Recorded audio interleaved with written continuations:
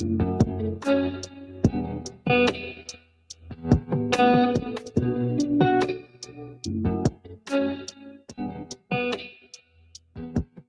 ladies and gentlemen, I want to welcome you back to another great opportunity that we get to spend together. Now, we get to have some fun, and right here, you have just entered into the Hollow Black Podcast Studio. I'm your favorite host and MC, Ronnel Blackmon, and we here believe that we are all brave leaders that are accountable to communicating knowledge, one conversation at a time. We hope to continue to build community through these conversations and have very intentional conversations that will allow for us to be better today than we were yesterday. Again, as I said, I'm your favorite host and MC, Ronnel Blackmon, and I'm super excited to have this opportunity to, just share, to discuss, to think about this special week that we have, Valentine's week, the week that we get to show either someone else love or guess what? Even ourselves some love. Now, the title of this podcast is going to be, yes, the title is going to be, How Much Do You Love You? That's what I believe. Like, how much do you love you?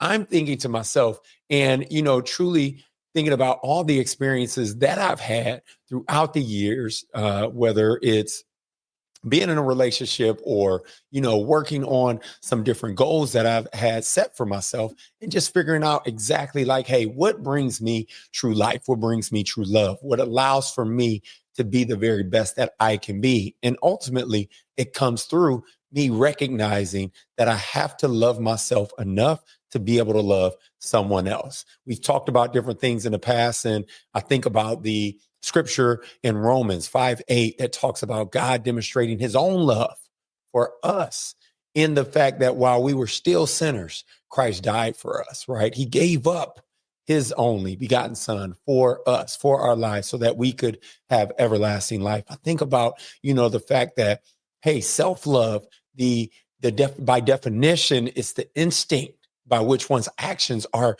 truly directed to the promotion of your own welfare or well-being, right? Especially in excessiveness, regard for one's own advantage. Think about this, right? Me helping you helps me. It's my advantage for me to love myself so that I can be better and love you more. Once again, how much do you love you? That's the question that I'm asking right here in this podcast episode, because I truly believe that having an opportunity to love yourself first is the essential. Ooh, hit the mic right there. I got too excited. Loving yourself first is essential for building healthy, fulfilling relationships. And here, I would love to discuss just some key principles to self-love and how they can allow for us to contribute those key principles into better relationships. So I'm gonna go ahead right here and dive in. But first, hold on. But I want to get it over here right here. Got a little motivational quote for you. When you love yourself first, the right love finds you. Ooh, think about that. When you love you first, the right love finds you. You start attracting love. You start bringing love towards you. You start encompassing yourself in a loving space. That's what we want it to be about, right? We want to have fulfilling, loving relationships. And guess what? It starts off with self-love. Self-love, number one, the first principle is going to be, we're going to talk about it right here, know your worth. Ooh, do you know how valuable you are? Do you know how precious you are? Do you understand that your value, it truly isn't determined by external validation, right? Like others may talk about how there's no other, how you're priceless or how things matter. But that outside noise, that doesn't matter. They can't tell you, external things can't tell you how valuable you are. You need to set personal standards for how you want to be treated, but then also who you want to treat you in that order, in that way. Think about it like this. Your worth is not up for negotiation. You got to love yourself first. And guess what? Again, the right people will follow. And ladies and gentlemen, you got to teach people how to treat you by the way that you treat yourself. How do you treat yourself? Do you take yourself out for, dinners? Do you take yourself out on walks? Do you take yourself shopping? right? However you treat you, you're teaching others how to treat yourself. Number two, setting healthy boundaries. Now, when I talk about setting healthy boundaries, I'm not talking about walls. No. I'm talking about filters for respect. Setting healthy boundaries allows for us to protect our emotional well-being. You hear it, you know it. You know that your well-being is very, very important. And guess what? You got to protect those things that are and have high importance. So you have to learn to say no and simply say it without any guilt. Yeah, you got to be unashamed. You got to be unashamed with just saying those two letters, N-O, no. Like that is a statement in itself. There is no other additional explanation according to, if somebody asks me, hey, can you come and help me move? No. What more should I say? Like, but if you're asking me, then most of the time I might say yes, unless I'm crazy busy, which normally I am crazy busy, but that's neither here nor there. We are here to understand and recognize how those healthy boundaries that you set can allow for you to respect yourself enough to walk away from toxic situations. Ooh-wee. I know I'm speaking to some folks out there that are listening to this, that are thinking about some of the different toxic situations you may have been in the past. I know I have, whether it be business, whether it be personal. There's been some toxic situations that have caused me to feel uncomfortable, to feel, discouraged about myself, to feel lackluster, to not even want to achieve certain goals that I may even have set. So setting those healthy boundaries allows me to filter that respect that I have for me. And guess what? When you say no to others, you're actually saying yes to yourself.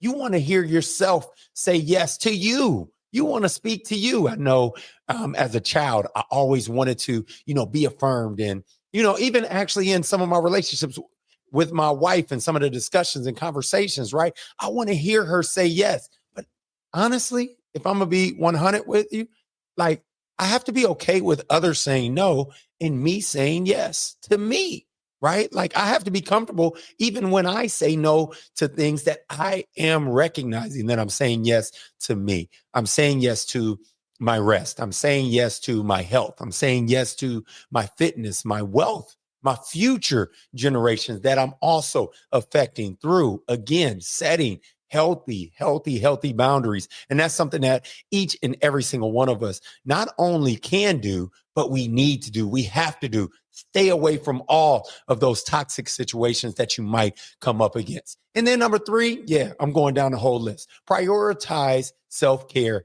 and wellness. You have to. This is a number one must. You got to nourish your body, your mind, your soul, and you got to even think about these things as healthy habits. When I'm talking about creating a habit, I'm talking, as you know, to do the same things or do similar things each and every single day, creating that purpose, creating that format, that formula, that blueprint, not only of who you are, but also who you want to be. So you want to nurture your body. You want to nourish your mind. You want to nourish your soul. Again, engaging in activities that continuously bring you joy and fulfillment. I mean, I think about it like this, right? I had a great opportunity just the other day to go ride down a Silver Comet right down here in the city of Atlanta, West Atlanta, with one of my buddies. And man, what an enjoying moment that was. I mean, freeing to be outside, inhaling confidence. I got you, shop confidence. Exhaling doubt, just really taking in that fresh air and having some fun with my bro as we are rolling on two wheels down the trail and just having some fun, right? Enjoying this activity and recognizing that, wow, at the end of it, 2 hours is what we did, 25 miles, that at the end of it, we burned almost 1,500 calories, right? Wow. Okay. Yeah. That's health and fitness. That made me feel a lot better when I then went to celebrate watching the Super Bowl, watching the Eagles versus Kansas City, and just really enjoy themselves. Or should I say, I enjoyed myself during that time. And I didn't feel guilty about any decisions, any food choices or anything, because guess what? I got to work in early. So again, engaging in activities that ultimately bring you joy and fulfillment. You got to prioritize self-care and wellness. I mean, you got to think of it almost like self-care. It isn't selfish. You got to think of it like it's survival. survival of the fittest. So guess what? Self-care. Because yes, as I just said, isn't it? I want to say it ain't finished. I'm gonna use the word ain't. I know that's not correct English. And, I'm choosing to just really enjoy this podcast episode because the self-love conversation is one that I'm truly passionate and I love myself. That's why if you're looking on YouTube, you see me in my pink polo because yes, I am enjoying myself. So you can't pour from an empty cup. I've heard that many times, and I'm pretty sure those of you that are 30 and older, okay, maybe 20 and older, have heard that statement as well. You can't pour from an empty cup. So make sure that you fill yours first, right? You can't pour from an empty cup. So make sure you fill yours first. That's what we're talking about right here when we talk about prioritizing self-care and wellness. When we talk about nourishing your body, your mind, your soul, healthy habits, engaging in them daily, each and every single opportunity that you can. You come first. Fill your cup first. All right. So that's number 3. Number 4, develop emotional independence. Woo. This is brain power right here. Emotional independence. I don't like really agree with the idea that your heart is down here. I believe your heart is in your mind, right? I think about your heart is in the decisions that you make. You feel you may have a gut feeling, but ultimately that's some sparks that are going on in your mind, whether it's your frontal, your left, your right, whichever it might be. Okay. It's in your brain. And guess what? A relationship should enhance your life. It shouldn't complete it. It should enhance it. It should make you better. You should become a better individual because you're in a relationship, not be, oh, now I am complete because I found that perfect someone. No, you're complete just as you are. But if you could be better, that's what a relationship can bring, okay? So develop that emotional independence, okay? Learn to self-soothe, and manage emotions without relying on others. I think about the fact that a relationship should complement you, not complete you. Loving yourself enough to be happy alone before seeking happiness with someone else is key. That's a true key to finding and having a good, healthy, great relationship. Actually, a key to marriage. Like you shouldn't get married if you don't first love you. You should love you enough to be able to love somebody else, recognizing what their love, what their presence, what their mindset, what their activities, how they look, how they feel, how they respond to things, how it affects you. You should already have those filters up, not walls, filters up that allows for you to have the right individuals in the conversations and discussing and sharing and pouring into your life, right? Again, enhancing you, not completing you. Number 5, we're going to talk about practicing self-compassion. Do you give yourself a break, right? Like, are you kind to you? I know a lot of people that are kind to others and not kind to themselves. Think about the fact that when you make mistakes, you need to make sure that you are okay, or should I say, being kind to yourself and not being demonstrative, not tearing yourself down, what I can't do, what I won't do, what I will never do. Get that stinking thinking out of here. You want to be kind to yourself. Even when you make mistakes, and let yourself know, speak to yourself. You might sound crazy, but speak to yourself and say, you know what? That was a mistake. That was something I don't want to ever do again. But guess what? I can do something better. I can learn from this mistake. I love it when I talk to my son, or after, a sporting event, and he talks about, hey, Dad, I didn't really reach the level or the goal of winning the game, but there was a lot of lessons that I learned from it. And honestly, as a parent, that's all you can ask, right? So again, right, treat yourself with that same understanding that you'd offer a friend. I mean, think about this, the fact that you're allowed to be a masterpiece and a work in progress at the same time. Like, you are beautiful just as you are, but you also are work in progress at the same time. Wow. Like, I have an opportunity to develop. I have an opportunity to learn something, apply that thing, share it to others, and then continue to learn some more, right? I'm complete just as I am, but actually at the same time, I can't be satisfied with it.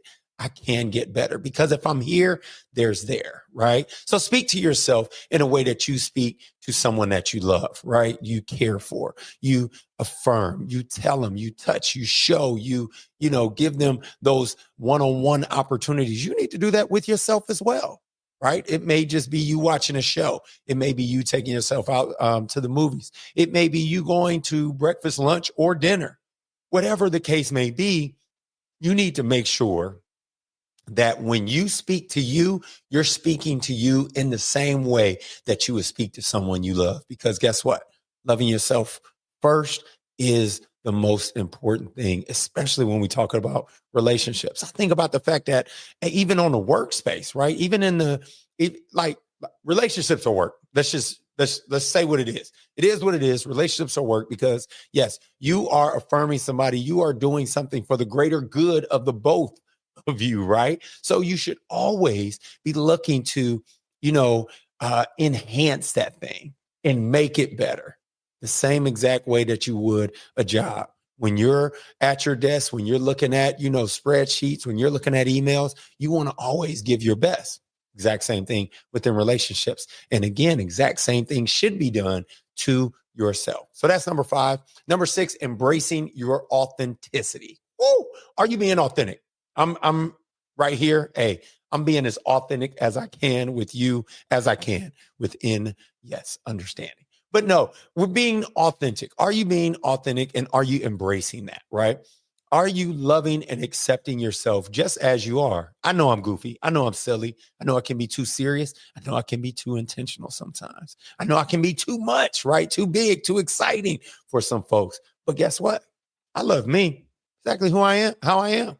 And guess what? I truly believe that you should also be doing the same thing, because the right people will be drawn to your true self. I mean, I think about all of my friends, like they accept me, they know me exactly how I am, who I am, and they love me for it. Those that might not, hey, that's okay too. You have to be very comfortable with a love it or leave it type of mentality, right? You gotta think about the fact that, you want people to be drawn to your true self and not to a version of what you think that they want, right? Like, so, I like that term, fake it till you make it. But at the same time, I don't want to fake it to the point where I'm losing my true self of who I am, what I want, and where I want to be, right? Number 7, let's keep it moving. Heal before you enter a relationship. Woo-hoo. I know a lot of broken people that get with other broken people and they end up broken up. Yeah, exactly. Right. Like they end up out of a relationship, scarred in toxic situation. That's really what a toxic relationship looks like. It is two folks that are broken, right? That enter that relationship. They both are broken entering in, and then they maybe fulfill a need in, one area or another, but ultimately because they're missing so much, right? They're unavailable to helping and healing and loving and adding to others. So we got to make sure that we address those past wounds, those past insecurities that may impact future results and relationships. I think about some things like journaling, therapy, self-reflection. Those are some powerful tools that can help us to heal, right? We want to make sure that we're doing those things, especially we need to be healing before we enter those new relationships. Number 8, cultivating happiness within. Yeah, let's talk about that real quick. True happiness, it comes from not outside, but in, right? Not from another person, but in. You got to find your own joy in your own company, in your hobbies and passions. Like, it's interesting that this is coming about, because I'm thinking about the fact that most of the time I can't stand to be alone. I can't stand to be, watching an event or, by myself going out or doing anything. But guess what? I actually felt like, man, this past weekend, I was like, man, I'm getting a little bit mature out here. I'm getting a little wise, because I'm truly enjoying this self-time, right? Like thinking about the fact that I'm finding joy in my own company, hobbies and passion. Now, don't get me wrong. I love hanging out with other people, but man, hanging out by yourself, with yourself and enjoying. Now, yes, I was still texting folks. I was still, talking to people on the phone, but like being in the presence of my own, being in full control of my environment. Gosh, you got to find that. You got to get that place, that space for you to be able to do that. So guess what? Cultivating happiness within, that is another key principle that is true to self-love, especially if we're talking about helping and loving others. Okay. Number 9, communicate your needs clearly. Are you being clear with what you need?